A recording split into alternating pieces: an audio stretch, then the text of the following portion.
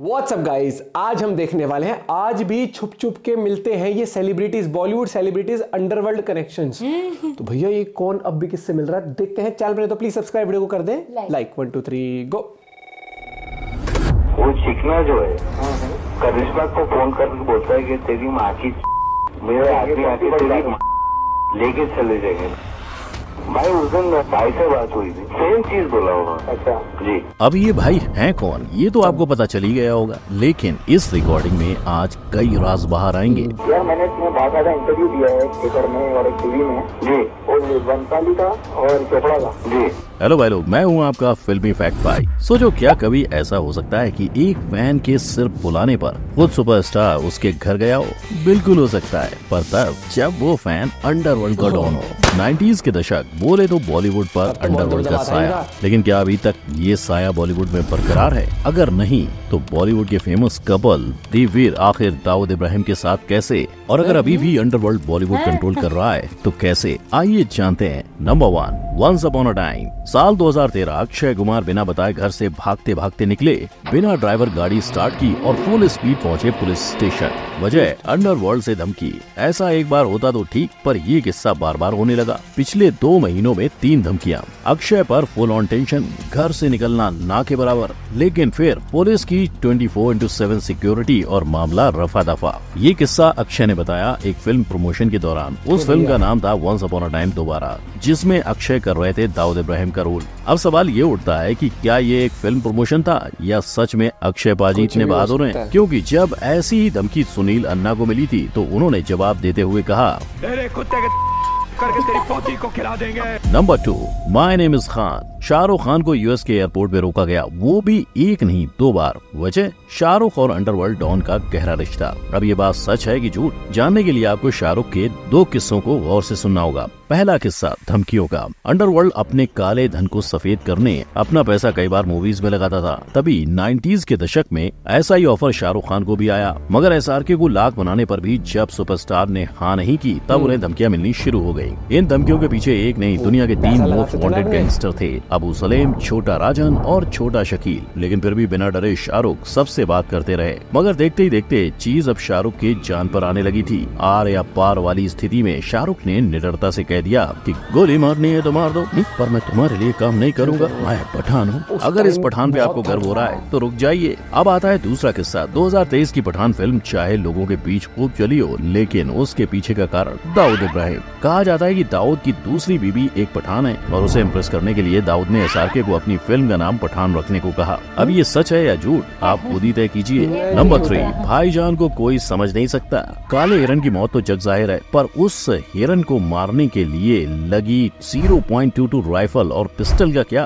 ये एक बार सलमान के अंडरवर्ल्ड कनेक्शन का सबूत हो सकती है, ऐसे कईयों का दावा था। क्योंकि जब यही राइफल और बंदूक सलमान के घर से बरामद हुई तब उन्होंने उसे सेल्फ डिफेंस का नाम दिया, विच इज ओके। लेकिन जब इसी चीज की जांच पड़ताल हुई तब पता चला कि इन दोनों बंदूक का लाइसेंस तो ऑलरेडी एक्सपायर्ड हो चुका था। इसके बाद सल्लू भाई पर कई सवाल उठे, जैसे क्या सच में उनका लाइसेंस एक्सपायर्ड था या फिर अंडरवर्ल्ड से आई हुई भाईजान को ईदी। इसीलिए तो लोग कहते हैं भाई तुझे कोई नहीं समझ सकता, क्योंकि भाई जो जानते हैं वो शायद ही किसी को पता हो। जी हाँ, एक ऐसा ही किस्सा हुआ था फिल्म चोरी चोरी चुपके चुपके के वक्त, जब फिल्म के प्रोड्यूसर नाजिम हसन रिजवी को अंडरवर्ल्ड डॉन के कनेक्शन में गिरफ्तार किया। प्रोड्यूसर ने गवाही देते हुए कबूल किया कि उस फिल्म को पैसा छोटा शकील द्वारा सप्लाई हो रहा था। सूत्रों ने ये भी दावा किया कि सल्लू भाई ये बात एक फोन कॉल के जरिए ऐश्वर्या को बताई थी। नाजिम रिजवी की इस गवाही में सलमान, शाहरुख, रानी मुखर्जी और प्रीति जिंटा जैसे कई बड़े नाम बाहर आए। वादे के मुताबिक इन सब ने कोर्ट में हाजिर होकर गवाही देना सही समझा। सबको लगा कि इस बार अंडरवर्ल्ड खत्म, लेकिन जैसे ये लोग कोर्ट पहुंचे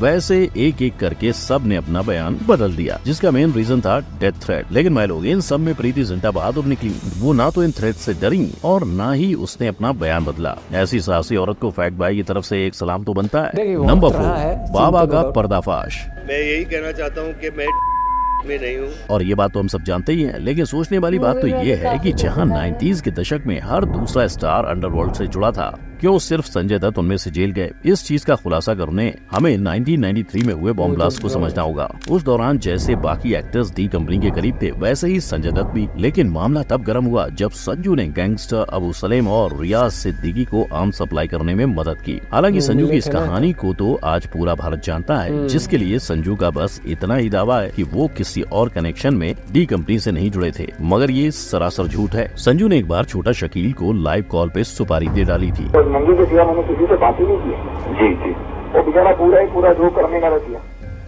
बहुत बड़ा भाई वो ना। अरे वो तो अभी निकल भी नहीं रहा है। इस लीक कन्वर्सेशन में आप सुन सकते हो कि कैसे करिश्मा को परेशान करने वाले डॉन को संजू ने बुरा भला कह डाला। इनफैक्ट कई लोगों का मानना है कि जिस इंसान की संजू बात कर रहे थे वो और कोई नहीं पर गोविंदा थे। आप चाहे बाबा अपने ऊपर सभी इल्जामों को गलत मानते हो, पर आज सारे सबूत फैक्ट भाई ने आपके सामने रख दिए। आपको क्या लगता है, क्या संजू अभी डी कंपनी के कांटेक्ट में होंगे? नंबर 5, दोस्ती या फिर दुश्मनी। सुबह उठो, चाय पियो और कंट्रोवर्सी में फंस जाओ। शायद ऐसी कुछ दिनचर्या बॉलीवुड जाने माने डायरेक्टर महेश भट्ट की होगी। हालांकि जब उन्हें पूछा गया कि क्या बॉलीवुड डी कंपनी से पैसे ऐंठता है, तो उन्होंने गुस्से में आकर बात को नकार दिया। एक झूठ को आप 10 मरतबा बोलेंगे तो आपको लगता है कि ये सच है।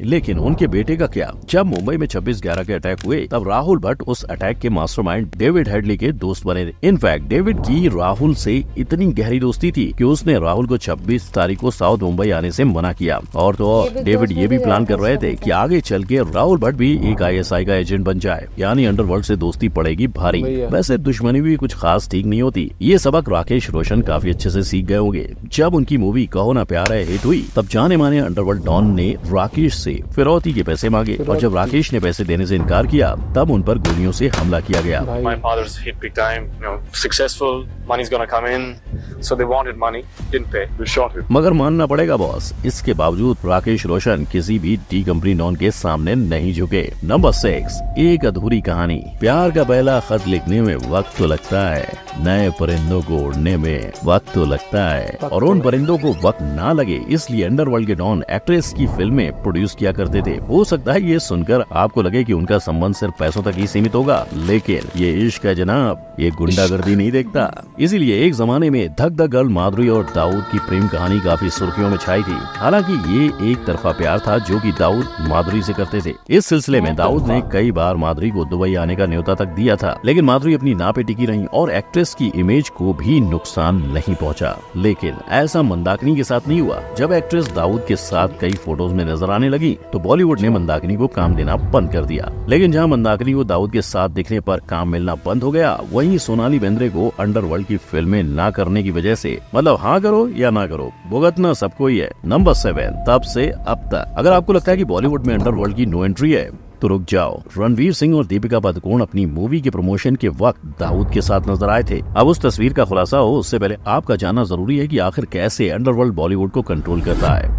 कहा जाता है कि छोटा शकील का एक रिजवी नाम का आदमी था। ये भाई साहब पैसों से भरी बैग लेकर बॉलीवुड मूवी के सेट्स पर पहुंचा करते थे और एक्टर या डायरेक्टर को मिलने की बात आगे रखते। हालात इतने गंभीर हो जाते कि जब भी कोई अंडरवर्ल्ड का मिलने आता तो एक्टर्स घंटों तक अपनी वैनिटी वैन में बैठे रहते और गैंगस्टर के जाने पर ही बाहर निकलते। मतलब साफ था कि एक्टर्स या डायरेक्टर्स को इन गैंगस्टर के पैसों से ही फिल्म बनानी पड़ेगी। तो क्या ऐसा ही प्रेशर रणवीर सिंह और दीपिका पादुकोण को भी था? वेल, हर जगह वायरल हो रही इस तस्वीर में दाऊद दिखने वाला शख्स असल में गोलियों की रासलीला मूवी के प्रोडक्शन डिजाइनर वासिक खान थे। ऐसा ही कंफ्यूजन बिग बी को लेकर भी खड़ा हुआ जब उनका एक फोटो पूरे इंटरनेट पर आग की तरह फैल गया। इस कंफ्यूजन को तो खुद अभिषेक बच्चन को क्लियर करना पड़ा, ये कहकर कि उस फोटो में उनके पिता के साथ महाराष्ट्र के पूर्व मुख्यमंत्री थे। अब चलो मान लिया कि अभी अंडरवर्ल्ड अंडरग्राउंड हो चुका है, पर पहले हालात कुछ और थे। भाई लोग, आपने कभी सुना है कि कोई सुपरस्टार सामने से अपने फैन को खुद मिलने जाए? मगर ऐसा किस्सा ऋषि कपूर जी के साथ बना। बात तब की है जब ऋषि कपूर को एक कॉल आया और दाऊद ने उन्हें सिर्फ एक चाय पीने के लिए दुबई बुला लिया। तो दाऊद साहब का फोन था, उन्होंने मुझे फोन किया, उन्होंने कहा कि मैं तुमसे मिलना चाहता हूँ, तो चाय पे आ सकोगे तुम? इतना ही नहीं, दाऊद ने ऋषि को बताया कि वो ऋषि के बहुत बड़े फैन हैं। लेकिन जहां पूरा बॉलीवुड अंडरवर्ल्ड की सुनता था, वहां दाऊद सिर्फ जैकी श्रॉफ की मानते थे। आखिर क्यों? वह जैकी एक्टर बनने से पहले गुंडे माने जाते थे और जब वो एक्टर बने तब भी उनकी इमेज में कोई बदलाव नहीं आया। इसीलिए जब भी कोई जैकी के खिलाफ दाऊद को शिकायत करता तो दाऊद किसी की नहीं सुनते। यानी हर जगह पेड़ उगा रहे जैकी एक समय में सबको उखाड़ने की पावर रखते थे।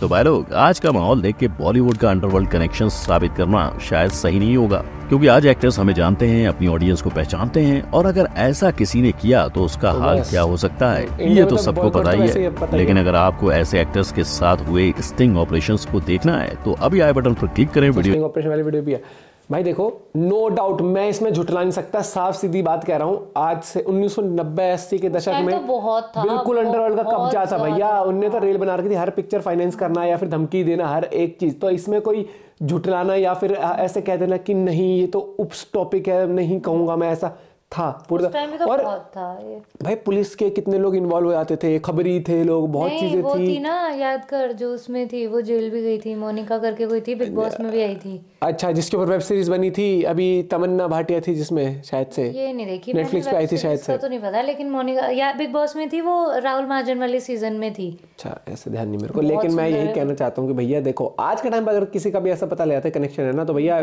भारत तो बैठा है। अब तो बहुत हो, अब हर चीज। लेकिन पता है उस टाइम पर एक कहीं ना कहीं भाई देखो यार, जान किसको प्यारी नहीं है। मुझे लगता है कहीं ना कहीं वो वाली चीज भी आ जाती होगी, चाहे प्रोड्यूसर डायरेक्टर हो, बड़ा आदमी हो, सबको लगता है कि भाई उस टाइम पर था दबदबा, नो डाउट भैया, कोई कुछ नहीं था। लेकिन आज वही चीज है, आज भारत तरक्की कर रहा है, और आज सिक्योरिटी वाइज भी हर तरीके से हम बहुत वो है, प्रॉम्प्ट एक्शन लेते हैं। और मुझे अक्षय कुमार वाला नहीं पता था किस तरीके से कोई भी आंख दिखा के मतलब चला जाता था। अब ये वो भारत नहीं है भैया, दही तोड़ दी जाएगी। और देखो कनेक्शन थे, कोई डिनाई नहीं कर सकता। अब चाहे वो मजबूरी में कनेक्शन रहे हो, चाहे धमकी वाइज कनेक्शन रहे हो, चाहे वो किसी भी तरीके, लेकिन सच्चाई सच्चाई है भैया, वो सब लोग जानते हैं यार। न्यूज में आए हुआ है, इंटरव्यूज आए हुए हैं, ऋषि कपूर उनका इंटरव्यू आया था वो जिसमें साहब बोल रहे हैं, देख भी लिया इसके अंदर। मैं कह रहा हूँ, मैंने इंटरव्यू देखा था वो वाला, भैया उस टाइम पे साहब तो बोलना ही पड़ेगा जब दबदबाई इतना हो रखा था किसी के ऊपर। लेकिन फिर भी मैं ये कहना चाहता हूँ कि अब इन लोगों का टाइम चला गया, इनका वो टाइम नहीं बचा भैया। मिलते हैं आपसे वीडियो के साथ, बाय बाय, टेक केयर।